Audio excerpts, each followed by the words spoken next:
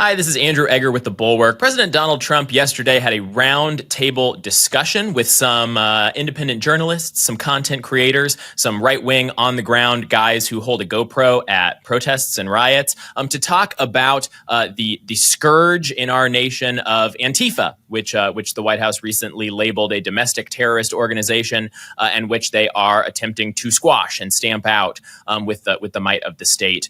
It was a weird event, surreal in a lot of ways. Here to talk about it with me today is our right-wing media whisperer, our false flag newsletter author, Will Sommer. Will, how you doing today? Hey, I'm happy to be here.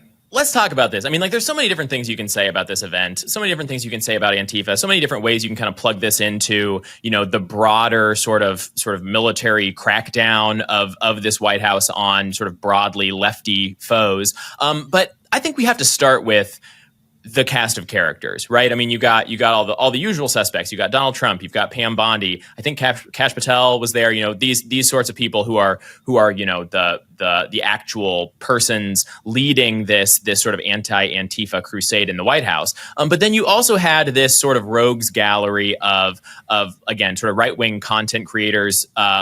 On sort of a sliding scale up to people who are actually journalists. So can you just talk about sort of the people who they had convened to impanel this panel yesterday? Yeah, so I mean, the White House here is clearly looking for some kind of pretext to increase federal crackdowns in cities, increase ICE raids, send more troops into cities like Portland and Chicago. And so part of that is bringing in these people who they run a bit of a spectrum, but I mean, you might call them right-wing fame balls, right-wing influencers or personalities.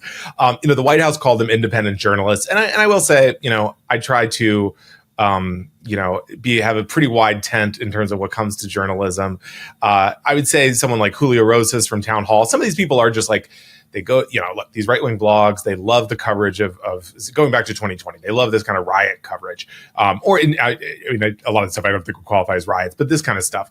And then all the way to people who are really like much more partisan political operatives, provocateurs almost, people like Jack Posobiec or Nick Sortor. And then there were some people who have historically, or, whether it was this year or in the past, been attacked by protesters, or Andy Ngo who was there, has claimed that he was, hit with like a concrete milkshake. It's a little unclear. I believe Katie Davis Court, who was there, was kind of whacked in the eye with a flag recently by protesters. And so there's sort of this, the White House is bringing these people out to say, just Antifa's out of control, President Trump, please rein them in. Yeah, I mean, these guys have been such an interesting phenomenon to watch over the past few years, because I totally agree. Like they sort of slide back and forth. Like sometimes they just seem like content creators, but sometimes, they're on the ground trying to give out, just actual reports of what's happening there. But then sometimes, they're involved in these scuffles and these clashes. And so they, they're not exactly just like these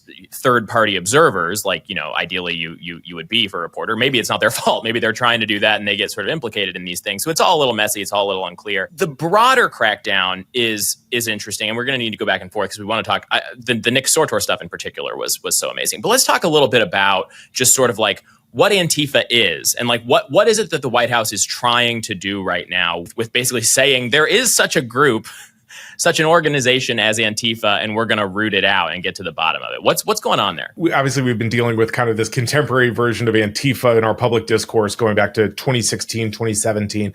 But, of course, it's short for anti-fascist, and these are people who are often wearing all black and, I would say are broadly open to using violence to achieve their ends and kind of like street scuffles. To hear Jack Posobiec tell it, Antifa has been at the White House. He said Antifa has been a problem going back to Weimar Germany. And you think, well, now what was it? Were there fascists in Weimar Germany might Antifa have been on the right side of that one? But they were a big problem with the brown shirts, President Trump. We've got to stop them. But basically, like, I think both in, kind of 2017, 2018, when, there would be these kind of riots after a conservative campus event or clashes with the Proud Boys in Portland. And then up to then 2020, of course, the riots and the protests then. But now it sort of seems like I just feel like the protests aren't really that big. I very closely scrutinized the video around the Portland ICE facility, and it's like a few dozen protesters. And you can tell the White House really, like, they really want kind of like 2020 levels of response. And And so as a result, they're bringing out these people like Jack Posobiec, like Nick Sortor. And the other thing I would say is, our colleague Adrian Carrasquillo got into this in his newsletter, Huddled Masses, this week.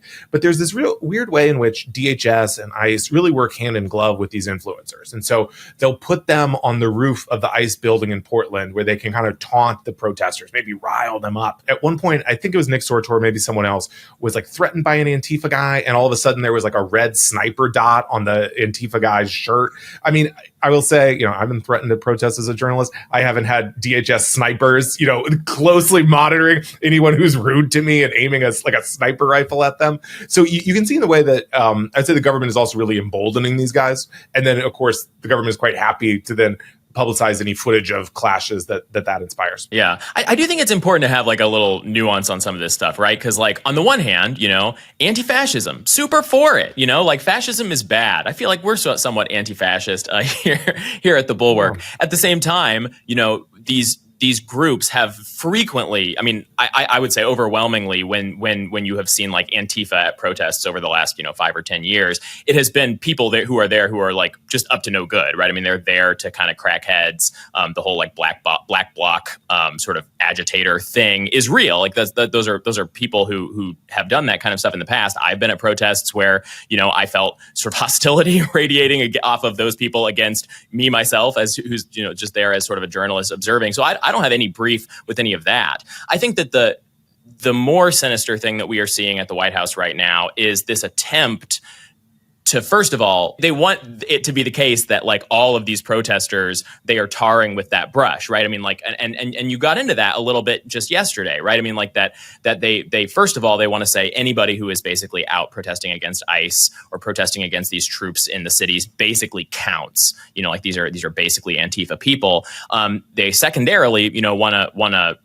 Pam Bondi was talking about this yesterday. They don't want to just arrest people in the streets. They want to go after, the institution of Antifa, which is largely fictional. It's what you're talking about when you're talking about Antifa is a group of basically, decentralized people in all these different cities who share some tactics, who share some iconography, but who don't have there's no national Antifa registry. You don't pay dues, Yeah, there's a lot of talk about where's the funding coming from? Who's got to be behind this? But if you look, it's like, it doesn't take some funding for someone to punch someone. It's not like these people are using these. They don't have like artillery or anything.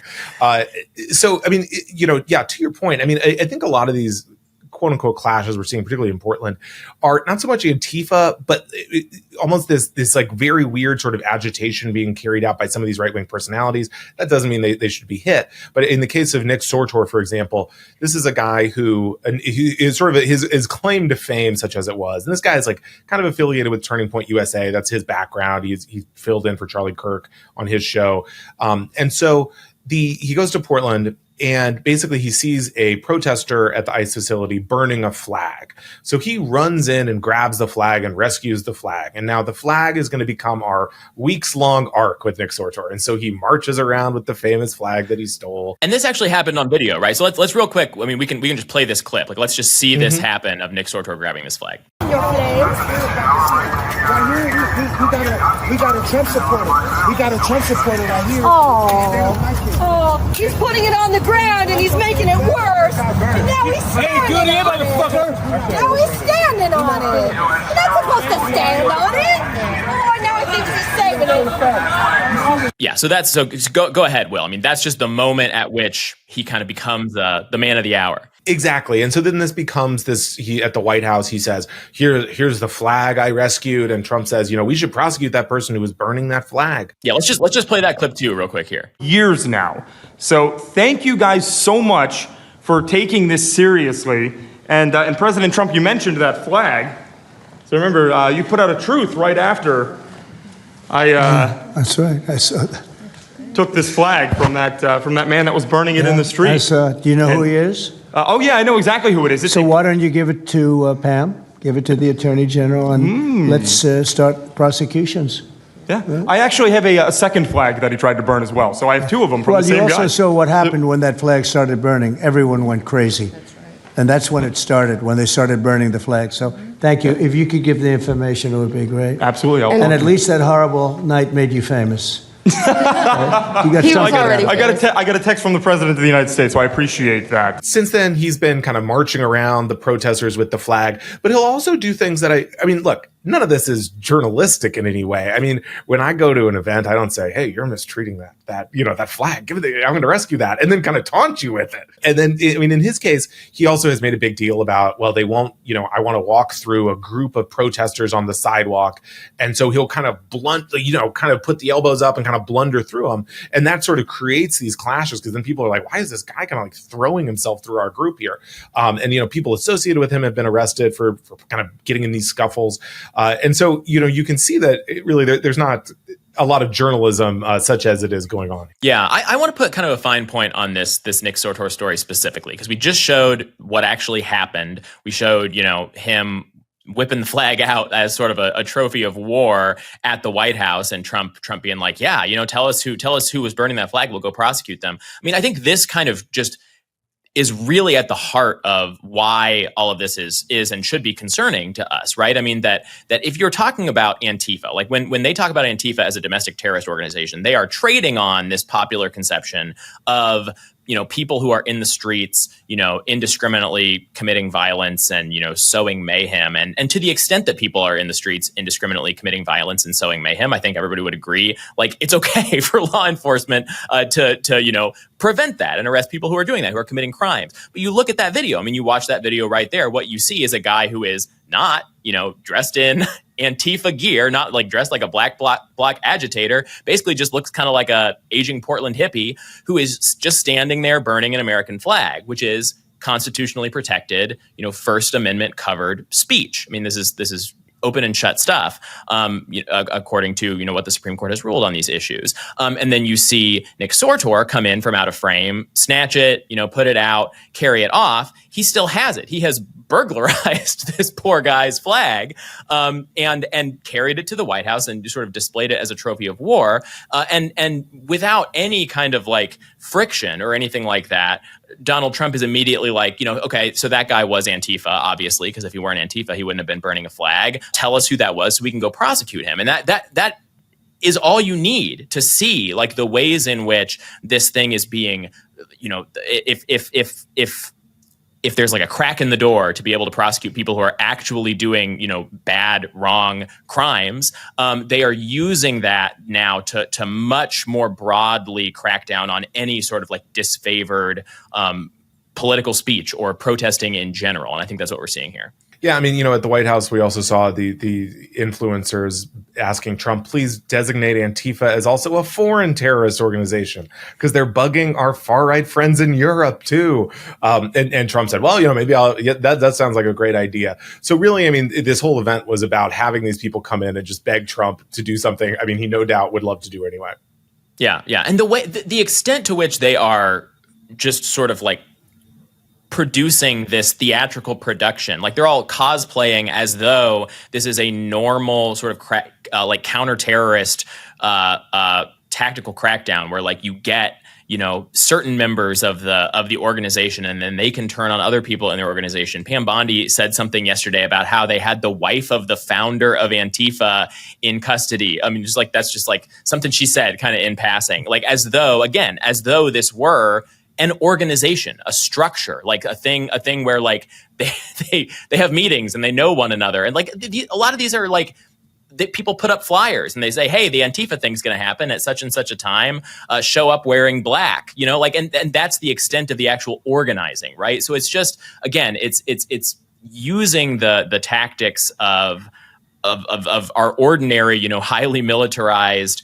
ability to deal with and crack down on actual terror cells abroad and use, these massive financial tools and all these sorts of things to crack down on these groups now being deployed against this very nebulous target that basically amounts in the words of Trump and in his telling to people who are out in the streets unhappy with what ICE and National Guardsmen are doing. Yeah, I mean, you can see there really is obviously this attempt to find some pretext. I mean, I was struck when Benny Johnson went with Kristi Noem to the famous roof of ICE Portland and looked down and he said, Kristi Noem is staring down this man in an inflatable chicken costume. I mean, it's like, read that back to yourselves again, fellas. I mean, clearly there is really not that significant of a threat as they're describing it, but they're just really desperate to have some kind of big crackdown. Yeah. I mean, if we're obviously, nobody's taking protest directions from me. But if I were to rank, effective versus ineffective protests against what's going on right now, I would consider, committing acts of street violence to be very far down the list of actually effective protest. And wearing a giant inflatable costume and just sort of like dancing around these military police, that seems a lot more effective to me. I mean, the footage that is coming out of some of this stuff has been unbelievable. But nobody cares about this. It's really clever. I mean, it does demonstrate. I mean, obviously, people in giant frog costumes or chicken costumes or bananas can't like physically engage really in violence, and so I think it's demonstrating how ridiculous this is. Right. Okay, I think we can leave it there. I mean, it's so hard to talk about this stuff because it is so serious and it is so silly, and it's all like wrapped up together, right? And so it's hard to know how lightly to treat it, how much to mock it, how much to kind of like just dwell on the alarm. I guess we'll probably keep doing both, and there'll be plenty of opportunities to do that in the weeks ahead because they are not slowing down. This is all just getting rolled out now. So thanks, Will, for coming on and talking a little bit about it. We'll keep covering it. Thanks to you all out there for watching. I hope you will subscribe to the channel. Head to thebulwark.com, read our stuff, send it to your family, send it to your friends, send it to your Black Bloc agitator acquaintances and your MAGA ones alike, because we're a big tent here at the Bulwark. So thanks, and we'll see you all next time.